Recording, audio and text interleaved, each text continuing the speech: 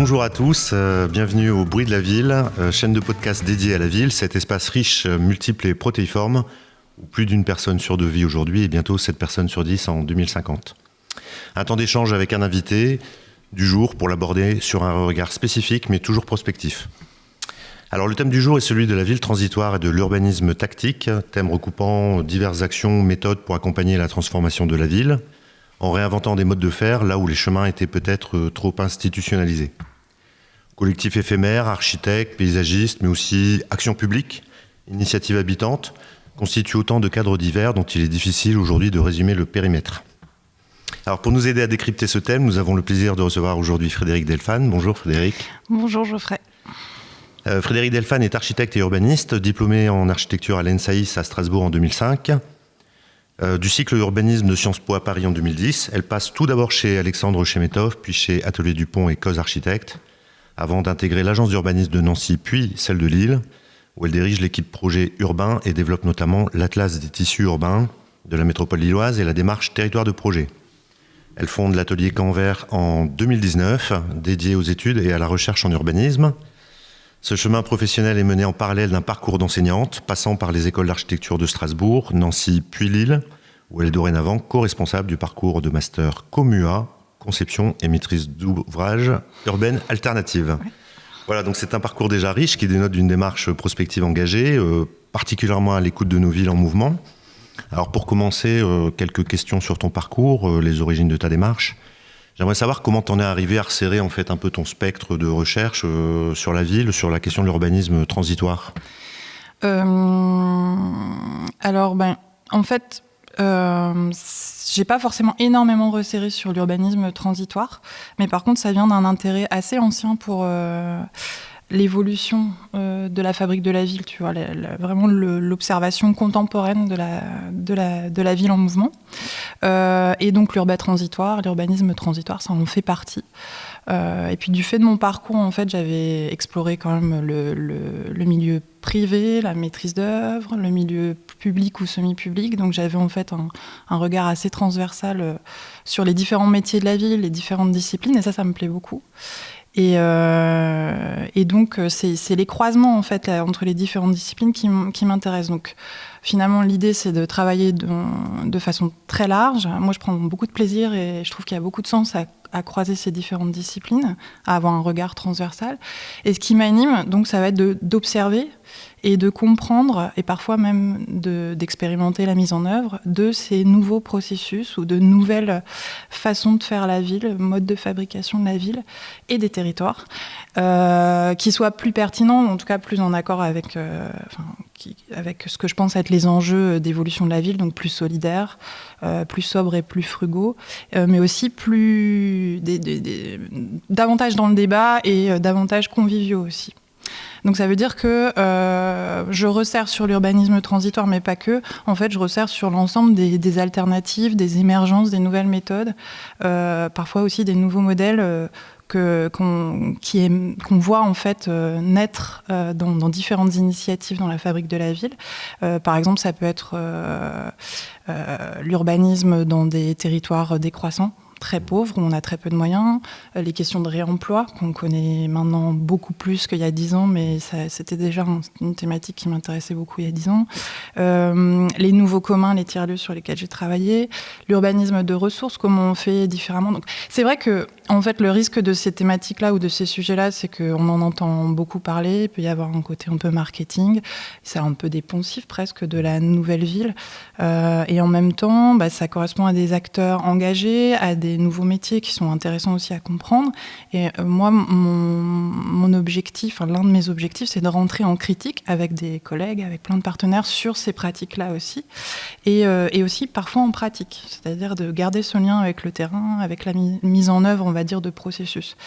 Voilà. Et puis l'idée, c'est aussi de se dire c'est des alternatives au développement de la ville classique dans un monde capitaliste qui est encore très dominant, et des méthodes qui correspondent à ces valeurs, on va dire, capitalistes. Et en même temps, même si ça peut paraître nouveau, évidemment, c'est jamais totalement nouveau. Donc, c'est des choses qu'on réinvente ou qu'on...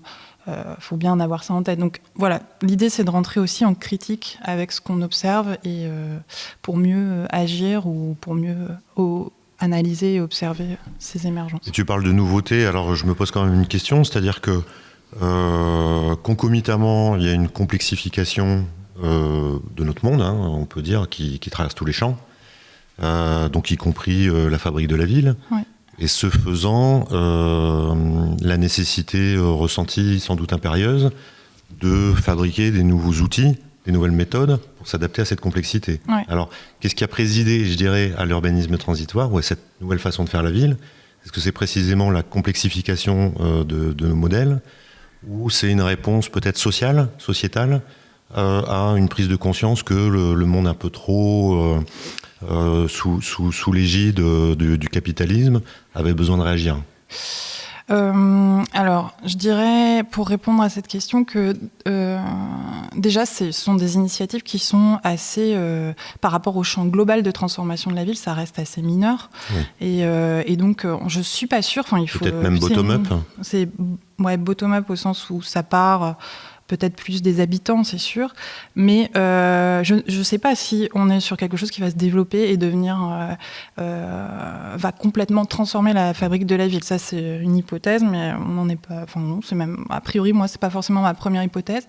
Mais par contre, on a un vrai mouvement qui se développe, ça c'est clair, depuis...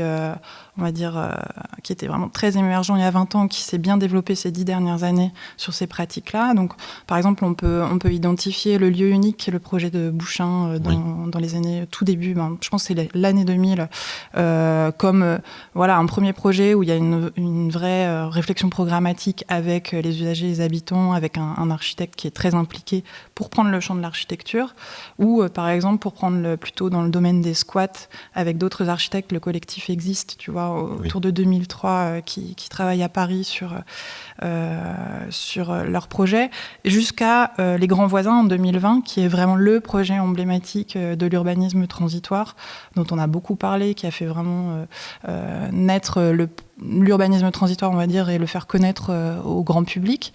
De ce point-là au point à aujourd'hui, en fait, on a eu toute une évolution notamment des acteurs, parce que ces 10 dernières années, on a eu beaucoup d'acteurs qui se sont structurés, qui se sont vraiment développés, comme Plateau Urbain, Yes Weekend, Bellastock, etc., le collectif ETC, il y en a plein, qui étaient des concepteurs, des urbanistes, donc architectes, parfois paysagistes, qui se sont structurés au fur et à mesure des années et qui ont rencontré en même temps un intérêt des acteurs de l'aménagement, des propriétaires fonciers qui avaient une pression très forte, en fait, ou en tout cas qui étaient perçus comme de plus en plus forte, et des coûts lourds de gestion du foncier.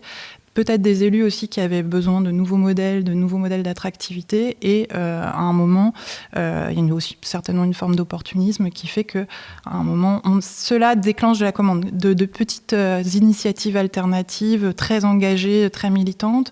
On passe à une forme d'institutionnalisation de la commande. Oui, c'est une forme d'institutionnalisation, ce qui ne veut pas dire que c'est moins engagé ou moins militant, mais en tout cas, il y a des risques que ça puisse se transformer. Et donc, on a des acteurs qui se posent pas mal de questions sur comment ils peuvent faire évoluer les choses. Mais voilà, eux-mêmes, ils sont en grande évolution, en effet, depuis 10 ans, et ils sont de plus en plus structurés, de plus en plus gros pour certains. On pourrait dire qu'il y a aussi une concomitance avec l'arrivée dans le droit de l'urbanisme de la nécessité de la concertation, qui est finalement relativement récent aussi, puisque historiquement, l'urbanisme était dans la tête de certains édiles ou de certains urbanistes penseurs, et il n'y avait aucune démarche d'ouverture à un spectre plus large d'acteurs, y compris habitants. Oui, c'est intéressant parce que la concertation, je pense que c'est encore plus ancien quand on disait qu'on réinvente... donc la thématique de la participation, de la concertation, c'est une thématique ancienne qui s'est institutionnalisée dans la loi. Là, on est sur des pratiques qui, je pense, sont du même ordre, mais qui ne sont pas réglementées comme une vraie concertation, ou rarement, pas toujours. En tout cas, ce n'est pas forcément complètement superposé. Mais en effet...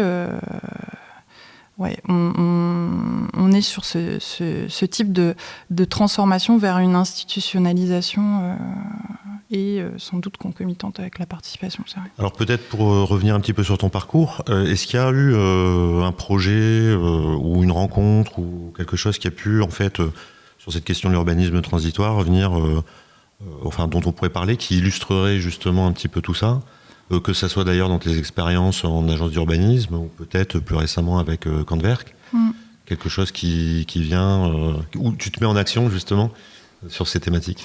Tu veux dire spécifiquement sur l'urbanisme transitoire ? À ta convenance.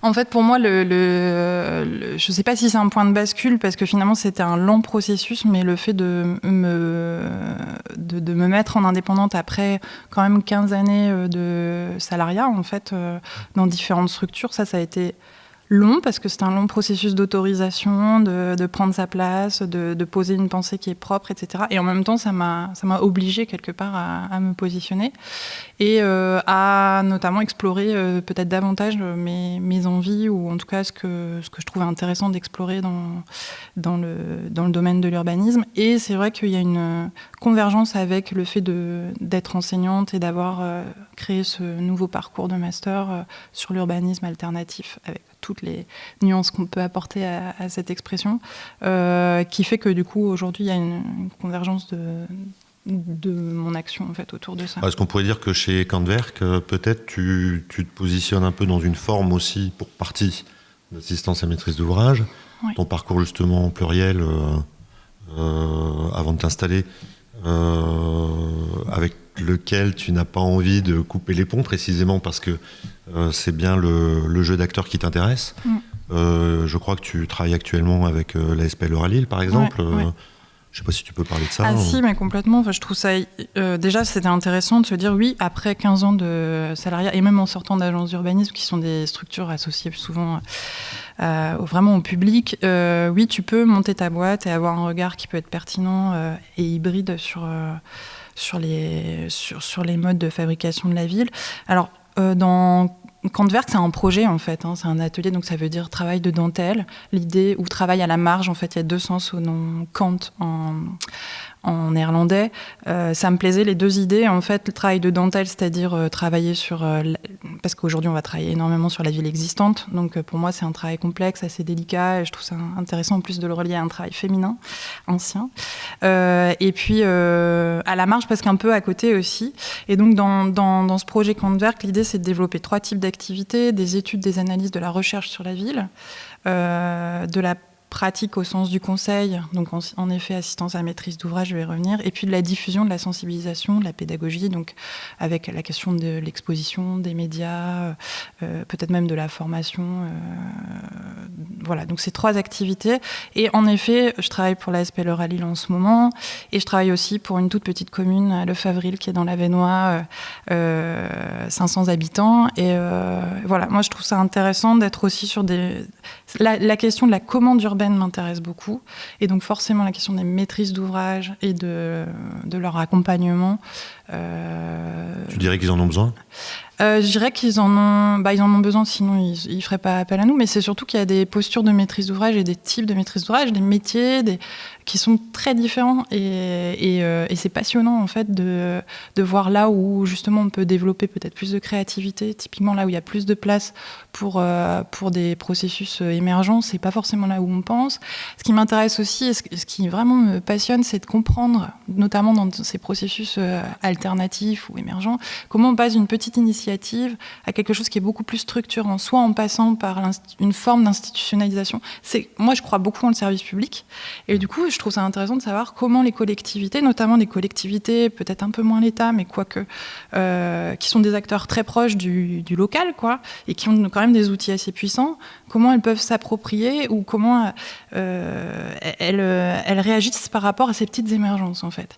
Et c'est hyper intéressant de voir ça, parce qu'on a étudié ça avec les justement avec les étudiants du master, notamment, on a vu que sur la question de l'urbanisme transitoire, tu as vraiment des cultures différentes en fonction des villes. Bien sûr, par exemple, l'Île-de-France et Paris, ils sont très expérimentés, ils ont développé des chartes, tout est très institutionnalisé. Et par exemple, à Lille ou à Lyon, ou si tu regardes Bruxelles, ils ont une culture totalement différente parce qu'ils sont très marqués par des squats, d'une histoire autour des squats de logement et des revendications autour de l'habitat. Et donc, c'est intéressant de voir que chaque territoire regarde sa culture par rapport à ses outils. Voilà. Et tu peux avoir un autre exemple comme Rotor, qui est très structuré, qui, moi, me passionnait déjà il y a 10 ans, même plus. Aujourd'hui, ils deviennent des acteurs assez structurants, avec toute une façon. Ils ont développé les choses, donc là, plutôt du côté privé. Et en plus, c'est des profils d'architectes, c'est intéressant pour nous qui le sommes. Pas que, je pense, mais en tout cas, il y a des architectes dans leur collectif. Voilà, ils ont développé en 15 ans, ou peut-être un peu plus, vraiment une structure hyper intéressante autour du réemploi. Mais c'est parce que ce qui est toujours un petit peu questionnant, dès lors qu'on s'intéresse à ça, c'est les outils et les méthodes. Parce que, à t'entendre, il y a toujours une forme d'adaptation à la situation, parce que chaque situation est différente, ce qui supposerait avoir des méthodes floues, ou en tout cas adaptatives. Ouais. Pour autant, j'imagine bien qu'il y a une thésaurisation de la façon de faire qui devient un vrai métier, en quelque sorte. Oui, il y a des nouveaux métiers. Déjà, tu saurais dire, ton retour d'expérience, tu as déjà supposé des outils, des méthodes spécifiques? Alors, en tout cas, sur l'urbanisme transitoire, il y a en effet plusieurs méthodes qui peuvent se ressembler. Par exemple, dans la façon de réfléchir, les collectivités qui réfléchissent à ça, souvent elles font appel à des AMO, qui sont d'ailleurs parfois les mêmes, qui vont travailler à des stratégies. Donc ça va être plutôt de la planification de l'urbanisme transitoire sur leur terrain vacant. Tu as aussi, par exemple, des systèmes de chartes. Donc oui, il y a des modèles, des systèmes de chartes, en fait, pour que tous les acteurs qui ont des terrains vacants, qui sont un petit peu semi-institutionnels, par exemple comme la SNCF, en région Île-de-France, sont encouragés, incitent, la collectivité incite les acteurs privés à s'inscrire dans des processus transitoires et avec certaines règles. Voilà, donc il y a des outils qui se retrouvent. Parce que le résultat de tout ça, c'est au-delà de la forme que ça prend. Je parle de la forme de la ville, c'est-à-dire un bâtiment réhabilité. Ça, c'est une vraie question. Un espace public réinvesti de manière transitoire. Le cœur du sujet, du réacteur, ça reste quand même, on pourrait dire, la programmation. C'est-à-dire, en fait, l'implication des acteurs locaux à une dynamique collective. Ouais, il y a la programmation qui est un gros sujet, et je pense qu'il y a le sens de cette action. C'est-à-dire que c'est vrai que moi, j'aime bien étudier les outils, mais c'est toujours par rapport à un sens, par rapport à une transformation. Les modes de faire, ça veut dire transformer les modes de faire, ça veut dire aussi transformer quelque part c'est toujours très lié à la transformation de la société ou à la transformation physique du territoire. Ça, on insiste aussi beaucoup dans le parcours de master sur le lien entre le projet, on va dire peut-être parfois conceptuel, ou les idées, et vraiment la transformation physique du territoire, qui est un peu une spécialité des concepteurs type paysagistes ou architectes. Et c'est vrai que là, j'ai perdu le fil. Non, mais la programmation, enfin en tout cas. Oui, la programmation, elle est vraiment au centre de toutes ces démarches sur l'urbanisme transitoire, parce que tu as aussi, en fait, dans ces processus-là, tu as des processus qui vont être opportunistes quelque part et proposer une programmation, mais vraiment en attente de complètement autre chose. Il y a des programmations qui vont, dans le temps du transitoire, faire évoluer la programmation du projet suivant. Parce que c'est toujours un dialogue entre une projection, un projet, on va dire, plus financé, avec on va dire, plus classique, souvent, quand il y a un projet derrière, parce qu'il y a des moments où il n'y a pas de projet derrière. Ça qui est intéressant, je trouve, même pour une situation étudiante en termes d'enseignement, c'est intéressant de se positionner dans un temps un peu défini, en tout cas dans un interstice entre deux choses. Et il y a cette idée aussi qui est amenée par Sophie Ricard, par exemple, ou par la preuve par 7, qui est aussi une cellule vraiment intéressante là, qui s'est créée récemment autour de ces enjeux de nouvelles méthodes de fabrication de la ville. la programmation active, c'est l'idée de ne pas avoir de programmation au départ définie et de la définir au fur et à mesure avec les usagers, avec les habitants. Et bon, voilà, ça, c'est des nouvelles façons de programmer, en effet, qui apparaissent. D'ailleurs, une des finalités de l'urbanisme transitoire ou tactique ne serait-il pas justement d'être pérenne ? Est-ce que c'est pas une question de ça Mais bien aussi ? sûr. Enfin, moi, je pense que dans toute, enfin, bien sûr, au sens pas forcément, c'est pas forcément la finalité, mais en tout cas, la question de la pérennité, elle se pose dans tout ce qui est provisoire, éphémère. On voit bien tous les habitats provisoires après la guerre qui ont été conservés pendant hyper longtemps. Moi, je pense que cette question-là de à quel point ça va rester, qu'est-ce qui va en rester, est-ce que ça peut être un risque que ça, justement, ça reste ? Alors, peut-être plus pour des questions d'habitat, à mon sens, que pour d'autres questions. Pendant la période Covid, il y a eu des tentatives d'un certain nombre de collectivités justement d'investir l'espace public de manière dite transitoire, avec en fondant l'espoir que ça puisse devenir pérenne, précisément. Bah justement, moi je pense qu'il y a aussi des situations où le transitoire n'est pas forcément souhaitable. Moi, c'est de la même façon que pour l'accompagnement au logement. Tu vois, moi je pense que c'est la même chose pour l'expérimentation. Je pense qu'il y a des moments où on a besoin d'expérimentation et il y a des moments où on a besoin de systèmes qui fonctionnent bien parce que justement, on ne veut pas mettre en risque les personnes qui sont concernées. Sur le transitoire, on peut se dire aussi que peut-être que l'espace public, ça peut être parfois bien d'expérimenter dessus, ça peut être parfois bien aussi de le structurer pour du long terme parce que... Enfin, moi, je n'oppose pas du tout les deux, en tout cas. Un petit mot quand même, tu l'as dit, mais tu enseignes aujourd'hui le parcours Comua, qui est un parcours assez récent, qui a été créé, me semble-t-il, entre l'Université de Lille et l'École d'architecture de Lille. En 2020. En 2020, donc il y a une convergence de désir d'une formation commune. Tu peux nous en parler un peu ? Oui, donc ce Comua, c'est conception et maîtrise d'ouvrages urbaines alternatives. Donc en effet cohabité entre l'ENSAPEL et l'IAUL.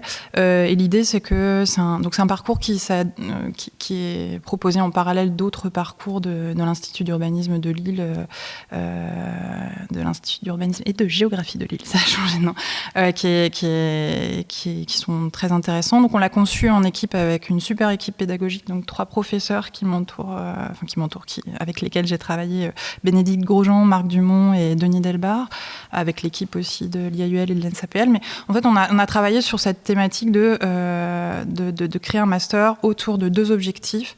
D'abord, rassembler des concepteurs et des futurs concepteurs, des futurs maîtres d'ouvrage autour de la question du projet spatial. Donc on a dans les étudiants, et ça c'est passionnant, à la fois des étudiants qui sortent d'études d'architecture de paysage qui sont plutôt une approche de conception, et des urbanistes ou des jeunes qui ont aussi un parcours différent, peut-être dans l'histoire, dans la sociologie, etc., assez vaste et varié. Et on joue sur cette pluridisciplinarité pour aussi, donc deuxième objectif, explorer ces fameuses alternatives urbaines avec toute la critique qu'on peut amener même au concept d'alternative. Ce qui génère en fait un cadre de projet très intéressant, donc avec ce qu'on appelle un grand atelier, donc un atelier en 4 séquences sur 2 ans, très ancré sur le terrain, qui s'intéresse à une situation très particulière. Une sorte de commande ou enfin en tout cas une relation avec. Parfois c'est une vraie question vu qu'on est dans l'alternative, est-ce qu'on est sous commande ou pas. On expérimente avec l'équipe différents cadres de. Mais vous êtes en lien avec le territoire. On est en lien avec le territoire local, avec les acteurs du territoire et souvent sur des situations de questionnement sur l'évolution urbaine, voire de conflits en fait. Voilà, on aime bien les situations problématiques, enfin, c'est assez logique. Du coup, voilà, nos grands objectifs, c'est d'amener vraiment la critique au cœur de cet enseignement et la coopération aussi entre les étudiants. Et on expérimente différentes méthodes pédagogiques comme l'inter-enseignement. Ils s'enseignent les uns aux autres. Voilà. C'est assez passionnant. Ça fait 2 ans que ça existe et on continue à essayer de l'améliorer. Oui, il y a fort à parier que les étudiants trouveront demain des débouchés dans ce champ qui est en pleine évolution. Et c'est intéressant, je rebondis par rapport à ce que tu disais sur les métiers. Donc là, en fait, en effet, il y en a qui partent vers autre chose, mais il y en a aussi qui s'inscrivent dans le champ de l'urbanisme transitoire ou de la participation. Donc c'est intéressant de voir aussi les débouchés, en effet, qui peuvent exister, et c'est clair qu'ils sont là. Et j'avais remarqué aussi qu'il y a des nouveaux métiers, parce que tu me posais cette question, qui émergent donc, autour du réemploi, mais j'ai remarqué il n'y a pas longtemps une formation, je pense que c'était un CAP sur la rénovation formation donc tu vois, c'était très manuel, enfin très concret, et c'était sur le réemploi dans la fabrique, dans la construction. Et je me suis dit, mais ça existe en fait. Même les formations, un peu comme nous, se sont réadaptées à ça. Ouais, c'est hyper intéressant. D'accord. Sur l'urbanisme transitoire, aujourd'hui, le chemin est long, il y a des vrais changements de méthode, on l'a dit. Juste une question un peu générale, mais tu dirais que les acteurs sont prêts, il y a beaucoup de pédagogie. Tu disais l'atelier Camp Vert, qu'il y a toute une partie pédagogie, transmission. Ouais. Évidemment, via l'enseignement, c'est déjà le cas. Ouais. Comment on peut faire pour aussi infuser ces nouvelles pratiques auprès des acteurs? Alors, je pense aussi, notamment, on n'en a pas parlé, mais ils s'emparent aussi beaucoup de la ville. Je pense aux promoteurs privés, en fait, les acteurs privés. Ouais. Comment on les embarque? Je pense que les acteurs privés sont déjà très embarqués parce qu'ils ont compris l'intérêt qu'ils avaient à faire ça. Non, en fait, je pense vraiment que les acteurs sont plus que prêts. Alors après, ça dépend. Comme je disais, il y a des cultures de territoire, donc en fonction des territoires, ils sont plus ou moins prêts. Mais il y a quand même des territoires, notamment l'Île-de-France. Après, moi, je suis pas hyper spécialiste des autres initiatives en Europe, mais ou plus largement. Mais en tout cas, il y a des territoires où ça pulse vraiment sur ces enjeux-là. Même presque, c'est presque trop. C'est-à-dire que tu peux te demander s'il n'y a pas du pur opportunisme dans ces initiatives qui sont censées quand même avoir un but social, de développement local, d'empowerment ou d'empouvoirment des initiatives locales, de l'économie vraiment des quartiers concernés. Donc non, je pense qu'ils sont très prêts et ils sont très, très informés de où sont les enjeux, quels sont leurs intérêts. Et justement, je pense que c'est peut-être concomitamment à des attentes politiques, ou un message politique qui est presque facile à transmettre dès lors qu'on parle de concertation, de dynamiques économiques locales. Oui. Il y a quelque chose là de bankable, entre guillemets. Ouais. Oui, et alors après, c'est vrai que sur les élus, on a quand même des élus qui restent frileux sur notamment ce qui peut parfois dissuader ou en tout cas freiner les élus sur le transitoire, par exemple, parce qu'après on peut parler de toutes les autres initiatives, mais sur le transitoire, c'est le fait, qu'est-ce qui va se passer au moment où il va falloir revendre le foncier, parce qu'évidemment, tu as aussi tout le... Enfin, on flirte avec des pratiques très militantes, de squat, par exemple des ZAD, des zones à défendre. Et moi, c'est ça que je trouve intéressant. C'est vraiment aussi parfois cette prise de pouvoir d'un mouvement citoyen ou pas. Enfin, on peut aussi rentrer en critique avec ça, mais sur des territoires. Et tout ce dialogue entre la population civile, engagée, militante, et les institutions de transformation de la ville. Et donc, oui, il y a une peur parfois des élus de ne pas récupérer le foncier derrière, ou des propriétaires fonciers, tout simplement. C'est des cultures qui sont quand même très différentes. On sent chez toi une dimension quand même assez militante, pour le coup. Je pense que, en tout cas, je suis très intéressée par les initiatives militantes et par ce qui peut redonner du sens à parfois des processus de transformation urbaine qui peuvent s'éloigner pour plein de raisons du sens de ce qu'on fait. Après, j'essaye d'être militante, mais c'est un long parcours. C'est clair. Écoute, merci. Pour finir cet échange, j'ai quelques petites questions blitz. Très simple. Alors, c'est quoi pour toi la ville de demain? Alors ça, c'est intéressant comme question parce que pour moi, c'est vraiment c'est presque une expression obsolète dans le sens où la ville, je me demande ce que c'est pour moi la ville. Bien sûr, c'est une expression générique qui parle à tout le monde et en même temps, pour moi, la ville, c'est compliqué à définir, donc c'est-à-dire je parlerai davantage de territoire. Demain, c'est quoi? Est-ce qu'on parle de juste demain, après-demain?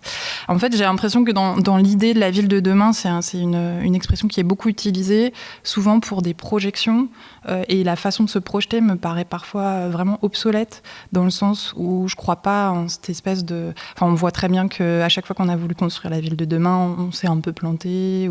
Donc je pense que c'est intéressant de revenir sur justement ce qui fonctionne, sur quelle est la ville aujourd'hui.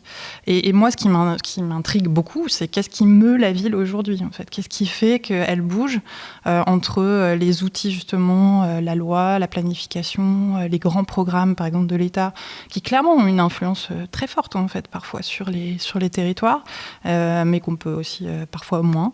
Évidemment, les investisseurs. Je trouve que, notamment chez nos étudiants architectes et paysagistes, en fait, il y a une trop faible culture de... oui, en effet, la ville, en fait, elle est faite aussi et très largement par des enjeux économiques. Et si on n'en a pas conscience, les outils qu'on peut développer pour défendre ses convictions seront moins efficaces. Donc oui, c'est hyper important, je pense, d'avoir en tête qu'il y a des outils économiques aussi ou des enjeux économiques qui font bouger la ville. Et après, évidemment, il y a tous les acteurs, les élus, les habitants. Donc la ville de demain, pour moi, c'est quels sont les leviers de changement aujourd'hui sur la ville de demain. Et c'est pour ça que cette question des outils, elle m'intéresse autant. Alors, tu avais déjà un petit peu répondu à ma deuxième question, mais des métiers qui émergent justement pour accompagner ce changement. Ah oui, c'est vrai que j'étais un peu... Ouais. En fait, ce que je trouve intéressant, c'est le croisement dans les métiers entre, en tout cas pour notre discipline, qui est la conception architecturale, parfois paysagère, urbaine. Je trouve que c'est intéressant de voir comment ça se croise avec l'économie sociale et solidaire qui monte en puissance depuis plusieurs années maintenant. Et donc, ça crée à la fois des nouveaux enjeux ou des nouvelles façons de s'inscrire, peut-être des nouveaux liens avec d'autres acteurs. Ça crée des nouveaux types d'entreprises aussi. Donc, c'est mine de rien, c'est hyper important. Donc, on voit émerger des scopes, d'autres types, des associations engagées aussi. Voilà. Et des nouveaux statuts. Et puis, des nouveaux outils aussi qui sont plus solidaires. Donc voilà, c'est pas forcément toujours des nouveaux métiers là, mais on est sur. Je trouve que c'est intéressant de le voir comme un croisement entre les enjeux de l'économie sociale et solidaire et nos milieux. Des métiers d'entremetteurs peut-être. Ouais. Alors voilà, après c'est exactement ça dans les métiers liés à l'urbanisme transitoire, notamment. Tu as beaucoup de nouveaux métiers, notamment d'intermédiation. Alors je sais pas si on peut appeler ça vraiment de nouveaux métiers, mais en tout cas c'est des nouveaux rôles que prennent certains de ces collectifs qui travaillent sur l'urbanisme transitoire, d'intermédiation entre des propriétaires et des futurs usagers dans un cadre transitoire. Tu as aussi les fameux réemployeurs. Donc ça, c'est aussi quelque part des nouveaux métiers, même s'ils pouvaient déjà exister un peu, ou les pratiques pouvaient déjà exister. Là, on est sur des nouveaux métiers. On voit aussi les architectes et les paysagistes qui deviennent davantage... Là, je vais un peu tous azimuts, mais qui deviennent... Ouais, j'avais un peu réfléchi à ça, sur la question des architectes et des paysagistes, des concepteurs qui deviennent davantage médiateurs. Donc qui croisent un peu, qui s'hybrident de ce côté-là. Après, moi, ce qui m'intéresse aussi, c'est les nouveaux aménageurs. C'est-à-dire que là, il y a eu toute une série du Club Ville et Aménagement de petites vidéos sur c'est quoi l'aménagement de demain, etc. Et c'est vrai que moi, en regardant ça, je me disais, mais oui, en fait, les aménageurs, ils ont été quand même conçus notamment pour garantir une forme d'équilibre dans les financements entre eux, pour finalement réussir à financer des équipements en parallèle de la construction de la ville. Et aujourd'hui, on a des enjeux énergétiques vraiment urgents. Et je pense que l'outil aménageur peut être vraiment intéressant à transformer pour faire muter un peu nos territoires, justement dans le renouvellement urbain, autour de la question énergétique, qui est une question d'aménagement. D'aménagement est fondamentale. Ouais. Tu as un prochain grand projet en cours ou un désir de grand projet? Ouais. Alors c'est une vraie question. Non, j'ai pas de grand projet à venir, à part peut-être l'écriture, d'une façon générale. Mais sinon, j'ai pas de... C'est déjà pas si mal. C'est déjà pas si mal. Il y a un livre d'ailleurs à propos d'écriture qui t'a marqué? Oui, alors dans les livres qui m'ont marqué, alors c'est pas un livre récent, mais que je conseille pas mal aux étudiants, ça s'appelle « Chantier interdit au public » de Nicolas Jounin. Nicolas Jounin, c'est un sociologue qui est enseignant, il me semble, à Nanterre. En tout cas, c'est un bouquin où l'auteur, en fait, a mis en immersion pendant 6 mois, il me semble, dans le milieu du bâtiment. Et il en fait toute une analyse sociologique. Et je pense qu'en tant que concepteur, en tout cas architecte ou paysagiste, mais en tout cas tous ceux qui travaillent dans la fabrique de la ville devraient lire ce bouquin pour comprendre les enjeux sociologiques aussi très forts d'inégalité, la violence aussi parfois sociale de tous les travailleurs du bâtiment. Je le trouve passionnant, il est très bien écrit et c'est édifiant. Est-ce que tu as un dernier projet que tu as visité qui t'a provoqué une émotion, que ce soit un espace public, un bâtiment, une feuille? riche. Ouais, alors j'en ai deux, un plus ancien sur les espaces publics qui était un voyage d'études qu'on avait fait avec Denis Delbar dans le Zélande, qui était pour moi une grande prise de conscience de la façon dont tu peux transformer un paysage à très grande échelle et toute l'attention qu'ont les Néerlandais à cette question de l'eau sur des reliefs très plats. Enfin, c'est passionnant, ça c'était quelque chose qui m'avait beaucoup marqué. Mais plus récemment, tout simplement, c'est très classique. Je suis en vacances à Cordoue et j'ai vu cette cathédrale mosquée de Cordoue qui m'a épatée à la fois dans sa répétition, ses variations, caractère infini. Je suis très sensible à l'architecture islamique notamment. Donc voilà, D'accord. c'est comme ça. Et pour finir, est-ce que tu as une destination de vacances à venir précisément, ou alors peut-être un endroit refuge? Eh bien, pas vraiment, mais par contre, ce que je peux te dire, c'est que en fait, je commence à me dire qu'il faut que je fasse des voyages dans des endroits où je connais des gens. C'est tout bête, hein, mais c'est ça, ma prise de conscience du moment sur le voyage, c'est que je commence à avoir vraiment besoin davantage de sens dans le voyage, notamment quand tu vas loin. Et donc d'essayer, plutôt que de rêver à une destination favorite, plutôt m'orienter sur là où je connais des personnes. Ouais, et puis sur la rencontre plus approfondie avec un territoire qui est connu par une autre personne, en fait. Eh bien, écoute, merci beaucoup Frédéric pour cet échange, c'était passionnant. Nous allons poursuivre cette série de podcasts des bruits de la ville prochainement avec nouvelle invitée, mais ça c'est une autre histoire urbaine.